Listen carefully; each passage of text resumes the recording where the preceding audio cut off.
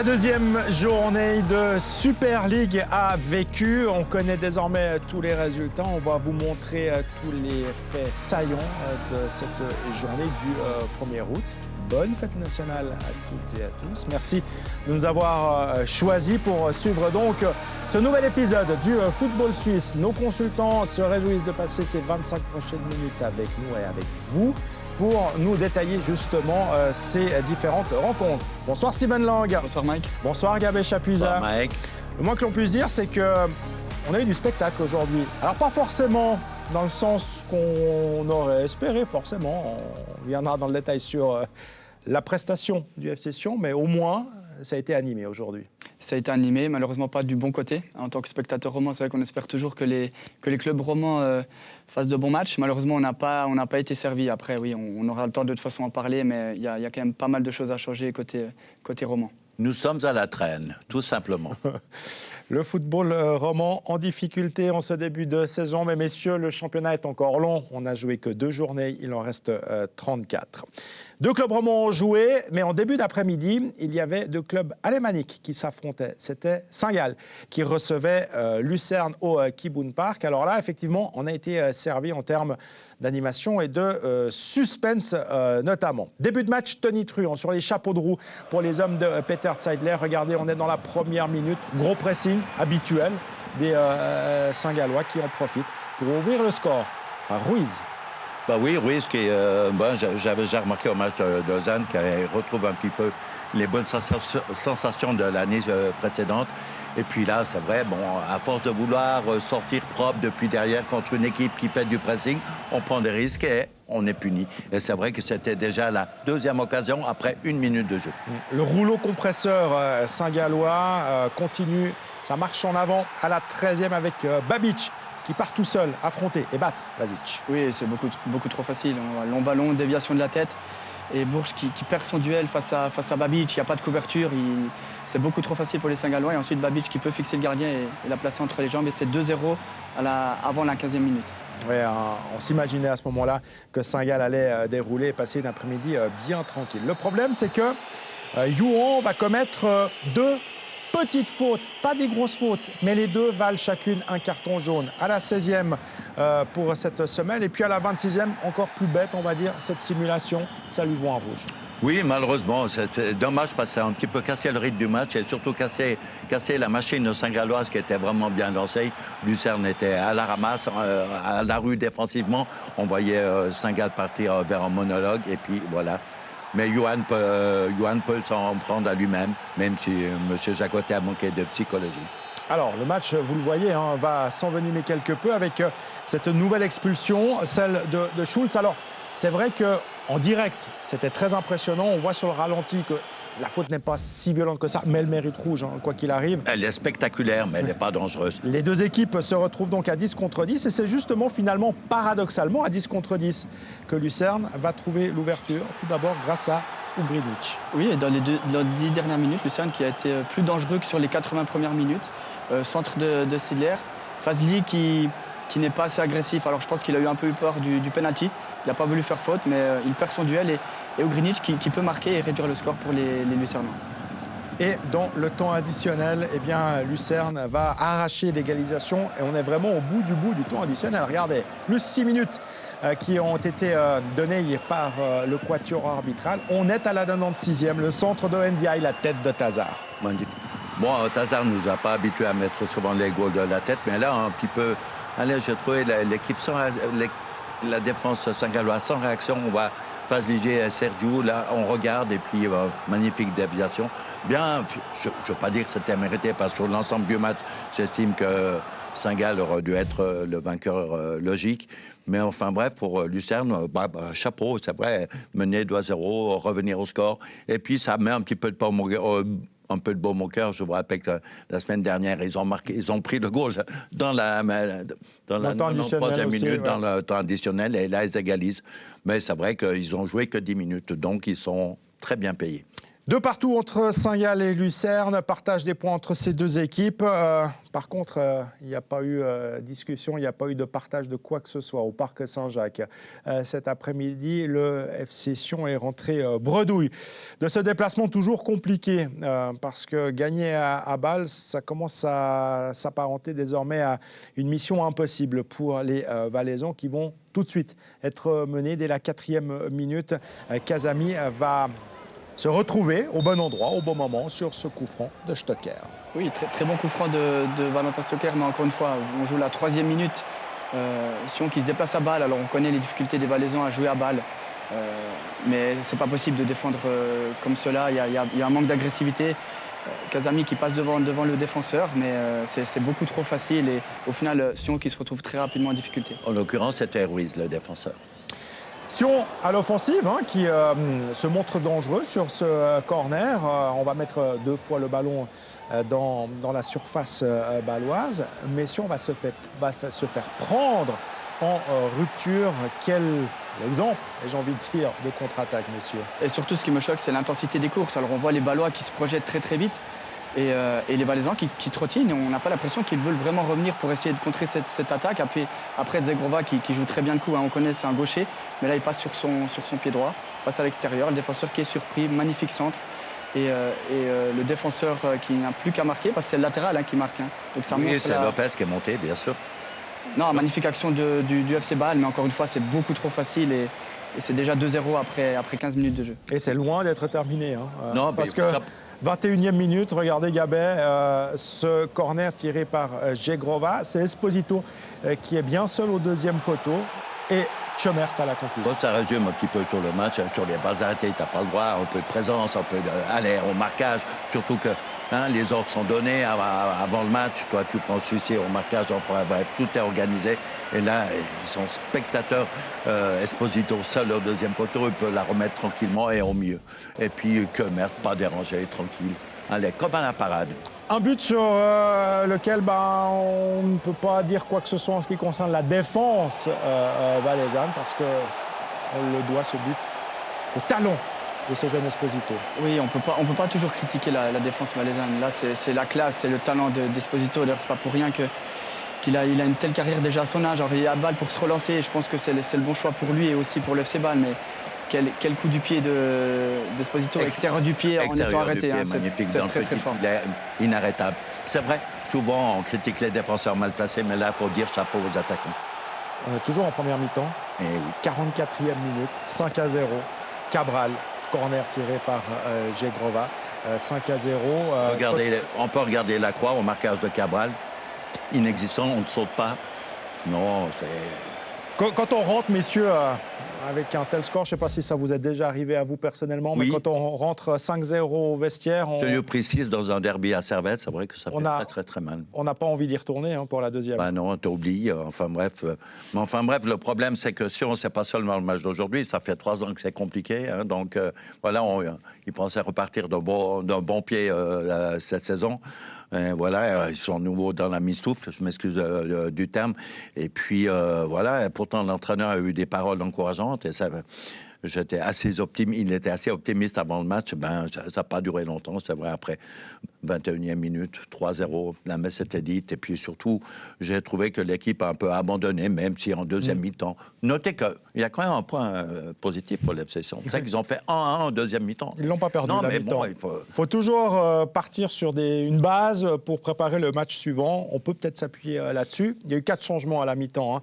Les entrées de Endoy, Arraz, Uldrikis et Gergic. Évidemment, Marco Valquer a essayé un peu de secouer le cocotier, mais ça ne va pas changer finalement grand-chose. Bâle va forcément et logiquement lever le pied. Et Bâle va encore marquer un 6e but grâce à Zegrova. Comme c'est facile, Steven. Oui, c'est trop facile, malheureusement, un peu à l'image de Robben. Alors, ce qui me dérange, oui, une nouvelle fois, on peut parler des défenseurs, mais il n'y a plus de filtre. Le milieu de terrain est complètement étouffé. Alors oui, bien sûr, les 3 défenseurs paraissent en grande difficulté, et c'est le cas sur cette action, mais lorsqu'un joueur arrive lancé, c'est très difficile pour un défenseur de Non, le seul reproche que je pourrais faire, je m'excuse Steve, c'est que Zegrova, on sait qu'il va aller sur son pied gauche, et puis tout le monde a marché dans la combine, quoi. Allez, pour la forme, on vous montre le penalty transformé par Stojilkovic. Il y a eu un petit tirage de maillot de Frey sur ce même Stojilkovic.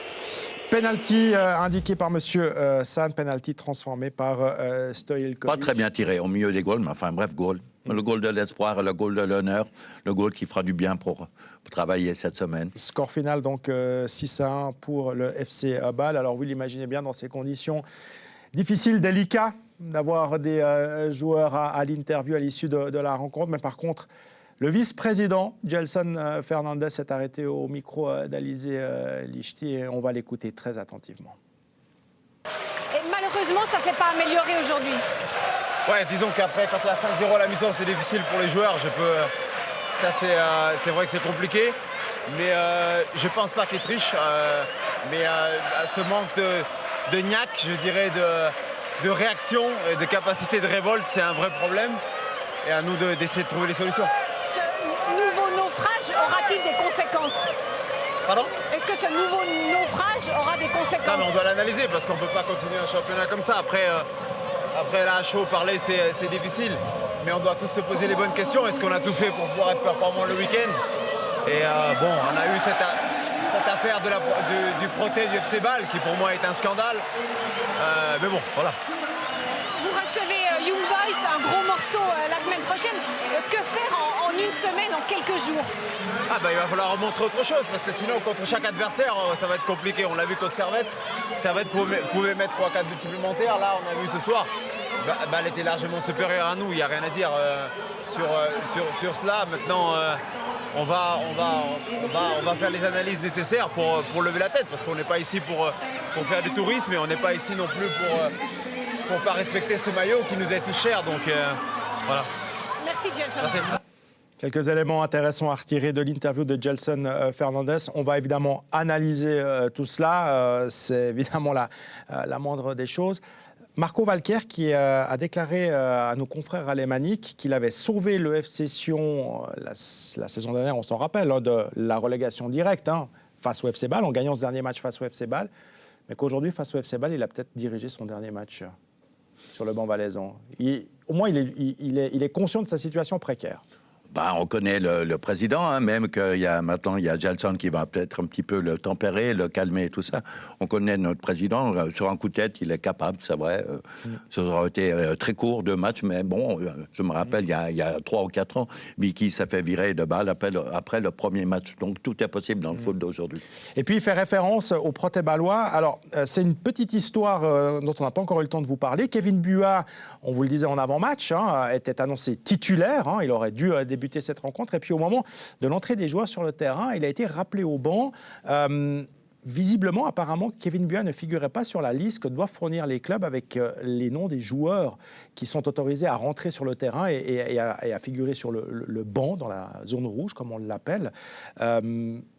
Sans quoi, effectivement, il n'a pas le droit d'être là, donc il n'avait pas le droit de jouer. C'est une petite erreur, visiblement, du FC Sion, mais est-ce qu'avec ou sans Kevin Buat, ça aurait changé quelque chose, vraiment? Je pense qu'en tout cas, lui doit être content de ne pas avoir pu jouer ce match, parce que quand on a vu... Seul gagnant du match, c'est Buat. Je pense qu'ils lui ont rendu service. Mais c'est vrai que c'était un peu spécial. On a mis du temps à comprendre qu'est-ce qui se passait. Il était dans les 11 titulaires. Ensuite, on l'appelle pour sortir. Finalement, on sait pourquoi. Mais c'est vrai que si on se met du côté de Kevin Buat, c'est peut-être le seul gagnant du côté valaisan. Voilà, il n'y a pas grand-chose à dire de plus à ajouter sur ce match entre Bâle et Sion. Moi, je dénonce un petit peu le comportement du FC Bâle, déposer Protet pour ce genre de... Non, le règlement, c'est le règlement. Non, petite équipe. Gabet, vous êtes toujours aussi laxiste que ça dans la vie de tous les jours avec les règlements et tout ça. Non, mais bon, je trouvais que c'était un peu... Bâle n'avait pas besoin d'avoir peur de Buat. Non, c'est vrai. On en a eu la preuve sur le terrain. Voilà pour ce match entre Bâle et Sion. On va quand même s'intéresser à cette dernière rencontre de la 2e journée entre Servette et Lugano. Alors, ça n'a pas été un match hyper enthousiasmant, autant vous le dire tout de suite. Au stade de Genève, on n'a pas dû forcément vibrer. Il n'y avait que 3225 spectateurs annoncés pour cette rencontre. Des spectateurs qui ont vu deux chances de but, 2 occasions servettiennes en première mi-temps, avec cette combinaison entre Valls et Imeri, et puis ce tir de Valls qui passe finalement de peu à côté, Steven. Oui, très belle combinaison entre 2 joueurs qui s'entendent très bien sur le terrain, 2 leaders techniques, Kastriot Imeri qui remise et Theo Valls qui frappe de peu à côté. Mais frappe écrasée, hein, on est bien d'accord. Et à la 30e, on va retrouver Stevanovic qui hérite de ce ballon. Et là, il rate un petit peu son contrôle, Gabet. S'il avait pu mieux contrôler... Surtout Stevanovic, on sait qu'on dit toujours au football. Tout est dans le premier contrôle. Donc, c'est vrai, il nous a jamais habitués à ce genre de couac technique. C'est vrai qu'avec un meilleur contrôle, il était en bonne position. C'était 0-0. Un quart d'heure avant la mi-temps, je pense que ça aurait donné un autre visage à la suite des événements. Pas de but en première période donc. Et puis la deuxième mi-temps va démarrer pas de la meilleure des manières pour Servette qui va laisser Bottani s'amuser les 16 mètres et ouvrir la marque. On a vu Sion tout à l'heure, la Servette ne fait pas forcément mieux. Oui, comme à l'image un peu de Sion face à balle. Lorsque l'attaquant peut prendre de la vitesse et venir percuter les défenseurs, c'est très difficile pour les défenseurs. Après, Yohan Séverin qui ne défend pas... Il n'était pas seul, hein, Séverin, ils étaient 5 joueurs Grenat. Bon, il faut dire exploit. Jolie promenade, mais exploit de Bottani. Et puis 2 minutes plus tard, ça fait 2-0. Regardez Aboubacar qui profite quand même un peu de la passivité de Cespedes. Il manquait un petit peu de hargne là, de la part de la défense servettienne. Oui, mais à tous les niveaux. Au départ, sur le centre de Sabatini, c'est d'après là qu'arrive à remettre. Un magnifique arrêt de Frick. Et puis Cespedes, bon, c'est-à-dire qu'il n'était pas dans une position facile avec l'adversaire dans le dos. Mais enfin bref, il y avait mieux à faire. Et Aboubacar, c'était important. C'est vrai que là, c'était le tournant du match déjà. 47e à 0, 49e 2-0, fin du match. Pour la beauté du geste, on a gardé ce retourné de Rodela, mais c'est aussi parce que c'était une des rares chances de but, une des rares fois où l'on a mis à contribution Noam Baumann. Et donc Lugano s'impose finalement sur le score de 2-0 au stade de Genève. On va écouter la réaction du défenseur servettien Steve Rouillet. Steve Rouillet, après les 2 derniers matchs et les 2 belles performances, il y avait certaines attentes envers ce Servette FC aujourd'hui. Qu'est-ce qui a manqué pour avoir autre chose que cette défaite quand même décevante? Ouais, je pense plein de petites choses. Lugano est bien revenu en deuxième mi-temps. Je pense qu'après une performance assez correcte en première, je pense qu'on avait les occasions aussi pour ouvrir le score. Malheureusement, voilà, on n'a pas réussi à concrétiser nos belles actions, mais voilà, c'est ce retour des vestiaires qui nous a un peu tués. Et je pense que ouais, c'est difficile après de revenir de 2-0, surtout contre Lugano. On sait un peu la solidité défensive, surtout quand ils sont devant l'adversaire. Donc, ouais, c'est des petits détails comme toujours, quoi, des histoires d'attention peut-être, et puis de finition. Voilà, aujourd'hui, il nous a manqué un peu de qualité offensive et défensive pour pouvoir espérer de gagner le match. Lorsqu'une équipe encaisse 2 buts coup sur coup, on se pose certaines questions. Quand en plus ça se passe au retour des vestiaires, encore plus peut-être, quelles sont vos explications? Ouais, c'est forcément quand on revient de la mi-temps, on ne dit pas qu'on va reculer. Forcément, il y avait des attentes un peu plus élevées. Et voilà, je pense qu'on a eu une bonne mentalité dans la première mi-temps. On était vraiment assez solide défensivement. Tout le monde a couru, a défendu, même si on a eu beaucoup de matchs durant ces derniers temps. Et voilà, un joli but de Bottani qui nous fait mal. Et puis après, ce but sur coup de pied arrêté qui nous coupe un peu les jambes. Malheureusement, on a essayé de pousser un petit peu, on n'a pas réussi. Et voilà, c'est difficile de revenir contre eux, mais voilà, un peu déçu parce qu'on était sur une belle dynamique depuis le début de la semaine passée. Et on voulait continuer surtout à domicile. Et malheureusement, aujourd'hui, on a failli notre tâche. Merci Steve. Merci. Voilà pour cet après-midi, pas très joyeuse en ce qui concerne les clubs romans, tous deux battus. Il faut dire que la journée, globalement, n'est pas forcément à l'avantage des clubs romans, puisque hier, donc, le LS s'était déjà incliné 3-1 à Zurich. IB et Grasshopper s'étaient quittés sur ce score de 0-0. On a vu des buts à Saint-Gall. 4 au total, 2 partout entre Saint-Gall et Lucerne. La claque donc de Bâle face à Sion 6-1 et la victoire de Lugano à Servette 2-0. On a 5 tandems au classement. 2 équipes à 6 points, Bâle et Zurich. 2 équipes à 4 points, Saint-Gall et IB. 2 équipes à 3 points, Lugano et Servette. 2 équipes à 1 point, Lucerne et Grasshopper. Et malheureusement, messieurs, 2 équipes à 0 points qui ferment la marche. le Lausanne Sport et le FC Sion. On espère une réaction rapide de la part de ces clubs romans. Ça ne va pas être simple puisque la semaine prochaine, Sion recevra Young Boys. Lausanne ira jouer de nouveau à Zurich face à Grasshopper et puis Servette se rendra à Bâle. Donc une troisième journée qui s'annonce compliquée pour les clubs romans. Un mot rapide de Challenge League puisque Neuchâtel Xamax jouait cet après-midi. Alors à Schaffhouse, mais c'était contre Vaduz parce qu'on est en train de refaire le Rheinpark dans la principauté. Donc les joueurs de Vaduz s'exilent à Schaffhouse en ce début de saison. Neuchâtel Xamax qui va ouvrir la marque à la 27e minute grâce à Karim Gadzeta. Et puis Neuchâtel qui va même inscrire un deuxième but en fin de première période grâce à Maren Haile Selassie. Au final, Neuchâtel Xamax va s'imposer sur le score de 2-1. C'était le premier match cette saison pour les Rouges et Noirs. Messieurs, c'était important de bien commencer cette Challenge League et de ne pas vivre les affres de la saison dernière. Oui, parce que Xamax est passé tout près d'une relégation la saison passée. Heureusement, voilà. Ce dernier match avait été bien négocié face à Cassio, mais c'était important pour les Neuchâtelois de bien commencer. Il y a un nouveau groupe. Là, Andrea Binotto a eu le temps de préparer son équipe. Et c'est toujours important de bien commencer un championnat. Les premiers points sont souvent les plus difficiles à faire et c'est très bien d'avoir pu gagner aujourd'hui pour le premier match de la saison.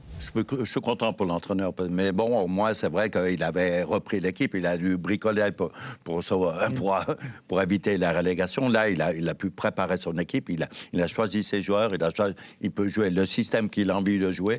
Et puis je trouve que c'était un excellent départ d'aller prendre, même si c'était pas vraiment à Vaduz. En plus, il a la chance, c'est un terrain synthétique, donc ça. Connaissent. Ils connaissent ça, ils connaissent un petit peu la surface, mais c'est un excellent départ et puis réjouissant pour le futur. Les résultats de cette deuxième journée de la Challenge League avec Winterthur qui avait battu Ville, c'était vendredi soir déjà, 3-1. Hier, Haro avait battu Schaffhouse 2-0. Thun s'était imposé à Kriens 3-1. On relèvera surtout en ce qui nous concerne la victoire du Stade Lausanne-Ouchy à Yverdon sur la pelouse du néo-promu 3-1. Et donc la victoire aujourd'hui de Xamax à Vaduz. Un classement de Challenge League qui lui est encore boiteux puisqu'il y a des matchs qui ont été renvoyés lors de la première journée. Vous vous en rappelez, donc certaines équipes n'ont qu'un seul match au compteur. On ne va donc pas trop en tenir compte jusqu'à présent. On a terminé le survol des matchs de Super League et de Challenge League, mais vous avez rendez-vous d'ici un peu plus d'une heure avec Alain Rohrbach et toute l'équipe de Match après Match. Alain Rohrbach qui vient nous parler justement du programme.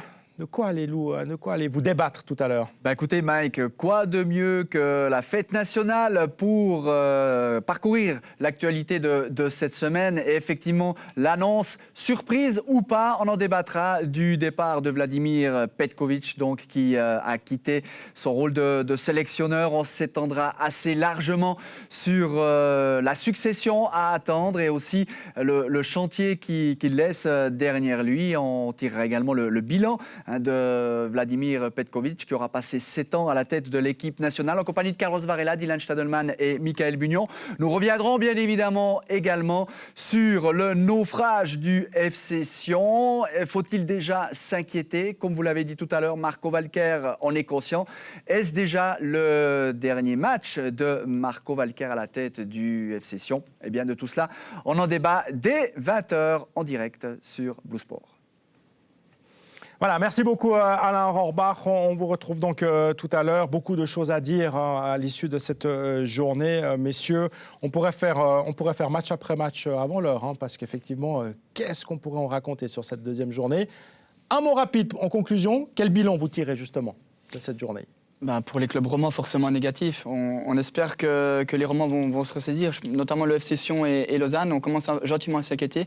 On vit le début d'un nouveau championnat et on parle déjà d'un changement d'entraîneur. Sion a besoin de stabilité. On espère pour Marco Valquer qu'il pourra continuer, mais oui, il faut très vite réagir. Moi, Lausannois, je suis inquiet pour Lausanne.